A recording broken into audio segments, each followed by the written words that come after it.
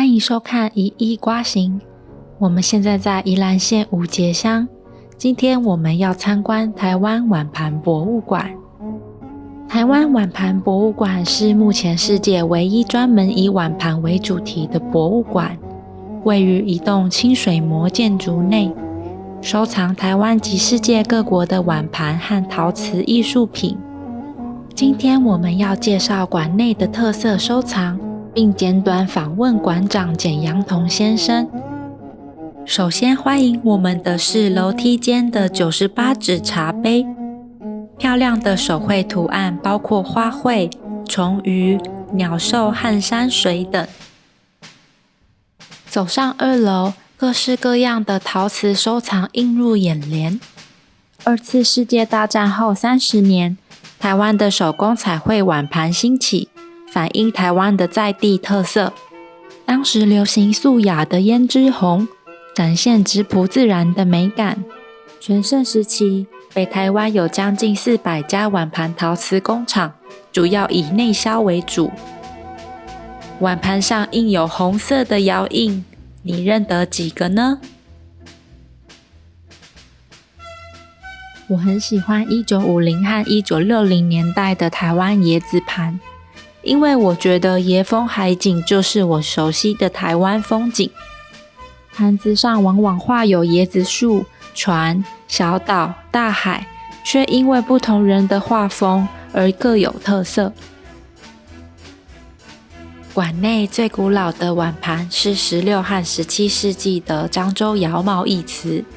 台湾在17世纪初是航海贸易的重要据点，贸易项目包括陶瓷器皿。当时的贸易瓷主要由漳州粤港透过台湾转口贸易。这个漳州窑五彩航海鱼纹大盘就充满了航海风，不仅画有船和鱼，还有航海罗盘。贸易瓷往往画满西方人喜欢的图案，是一个 CP 值很高的概念。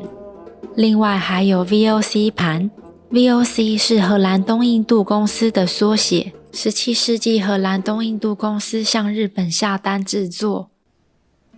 馆内也收藏由叶灿荣老师修补及捐赠的金扇修补梅花纹瓶和双鱼纹盘。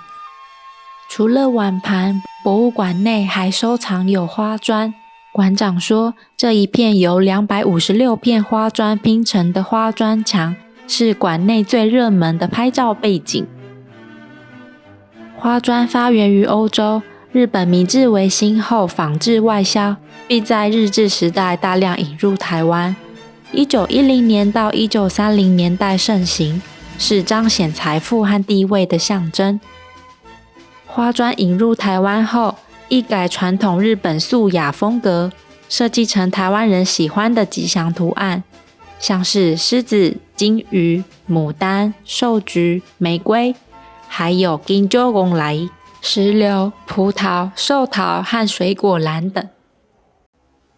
我问馆长他为什么对碗盘情有独钟，他说，因为碗盘是人最重要的生活器物，不管你是郭台铭很有钱，或是一个平民，每天都会用到，所以跟我们的生活最密切。